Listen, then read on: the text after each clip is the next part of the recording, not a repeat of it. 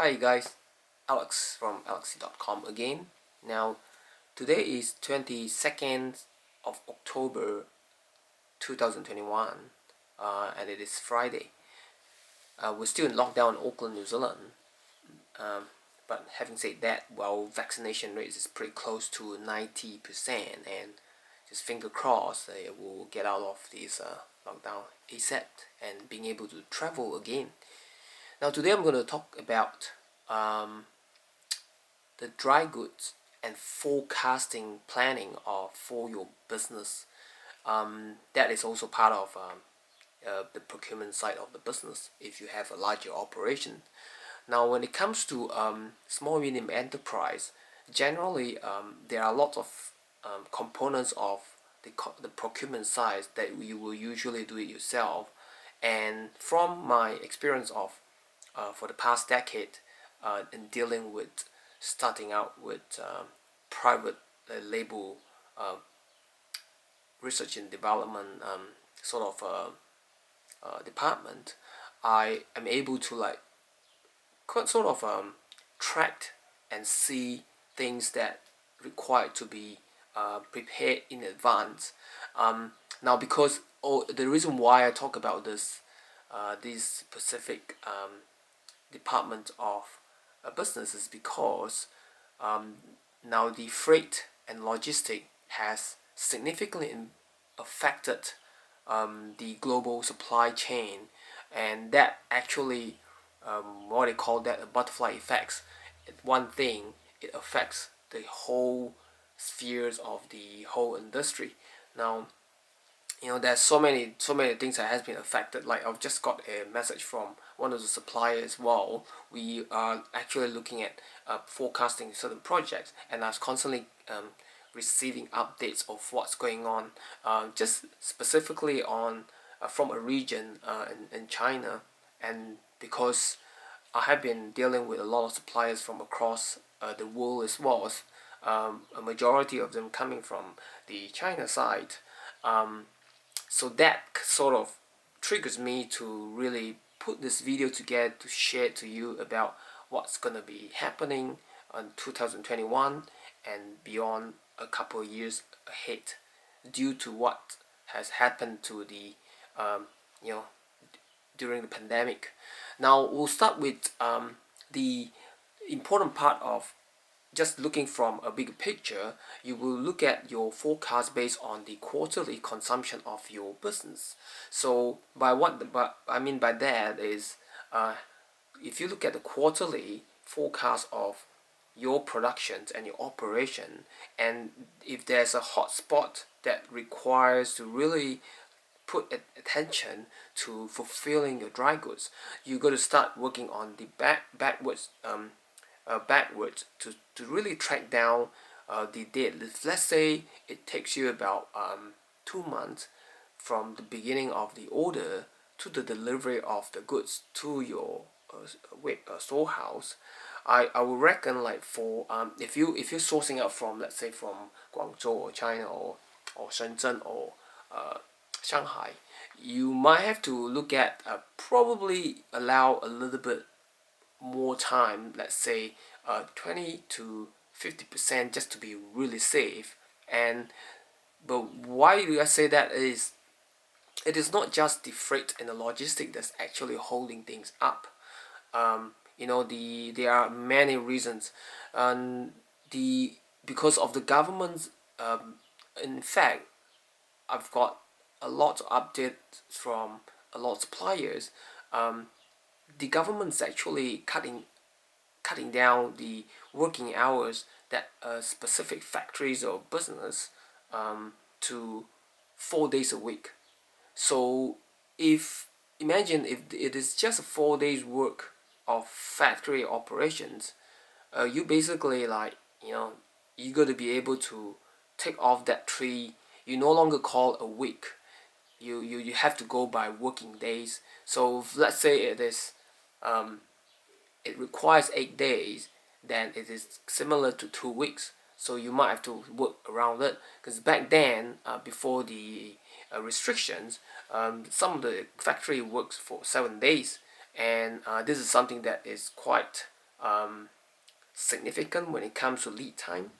Now the next thing is um, how how are you going to see this and break it down into projects, because you have projects that some has priority and some have less priority.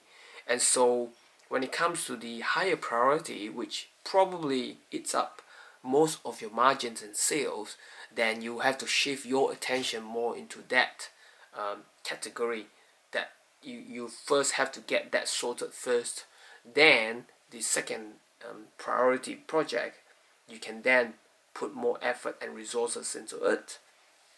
Now again, like the product launch date, it has to be sort of go, like I said in beginning, you start with the production launch date, and then you work backwards. So allow that enough, is that sufficient time, let's say 20 to 50% allowance to actually meet your deadline.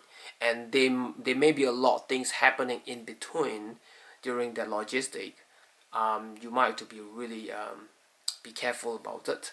Now because the lead time since 2021, there are so many containers that even like stuck in the sea, and you might have seen a lot in the news, and that is just a surface of what's happening, because behind the scene there are lots of really other small little factors that really influence the deliveries of that time frame, you see. So just another example is America's been facing a shortage of, let's say, those goods, supplies that are supposed to go coming from different countries, and that is to fulfill the needs of the busy Christmas season. So they will advise a lot of retailers was kind of like in the state of uh, we will pay more, like especially the big giant, the retailers, they'll pay more for the logistic, and that actually squeezed out all the small little business owners. And so by doing that, they are able to fulfill it. And there are some big retail chain companies. I think it was like Walmart or some other, like big boys. They recommend consumers to start buying products and start shopping now instead of waiting closer to the Christmas season. Now, all these indications really shows that how important it is that we have to forecast at least a month or two before that deadline, you know. So and they are also like, too, I would say, the on the dry goods side, you got different type of dry goods, and you have a much more complicated deliveries. Let's say a jar that requires to be customized in certain prints, and also the components they made out to go along the jars, like the pumps and so on and so forth. Those little compartments requires customization. Usually requires lead time as well, so you got to calculate into that whole lead time deliveries. And then you got the a much more simpler dry goods. For example, let's say a straight print on a pack, or printed labels that has minimum print engineering. Then your delivery times in terms of the productions is much more lean. So again, production time, depending on how complicated it is in terms of the engineering that required to take through the process from start to beginning. But if you're looking at just getting a stock available on shelf, then that actually can be a little bit more faster. So it's just of getting an idea of whether what things you can go for customize, whether it's the right time or not based on lead time, or going straight to an existing stock to really work it out that way. So it depends and again it has to do with your cost as well, and the lead time that you prepared. And so, like I just mentioned just now previously about how China is delivering, they are the way they're delivering the products, and the lead time. It's not really just that lead time itself that is kind of affecting any business in the operations. Now, apart from lead time, you got to be aware of the costs as well during that delay. So, as you know, like time is actually money. So you got to really calculate into the money side. Um, that delay on the supplier side can incur certain costs, and again, that from the supply side to the custom buyer side, you may have some extra costs as well, and you got to actually calculate cost of, let's say, delay.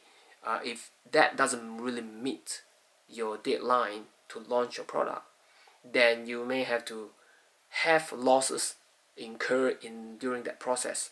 Now, the reason why I say that is we have quite a few experience as well with goods delivered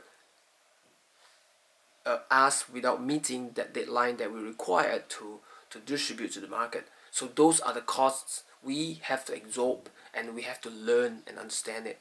So yeah, so I hope you guys get something out of this. And the basic point that I'm going to stress now is to really be aware of forecasting your deliveries at least 20 to 30, 20 to 50%. Give it more time to really deliver it. So just to really keep yourself safe, like, and in terms of that forecast, then you have to consider how the whole cash flow is going to be moving towards the other side a bit early, as we know, because these days if you're sourcing out from a country, you will have to somehow upfront a deposit, and then the balance delivered. No, sorry, the balance have to be paid before it enters the ship. So let's go once the BL is presented. So anyway, I hope you guys enjoy this video. If you like it, please share and subscribe to my channel if you want. And if you know this will be helpful to anyone, please share it. And I hope you have a great day. Stay safe, and we are so looking forward for the global to be really recover from this 2021 pandemic.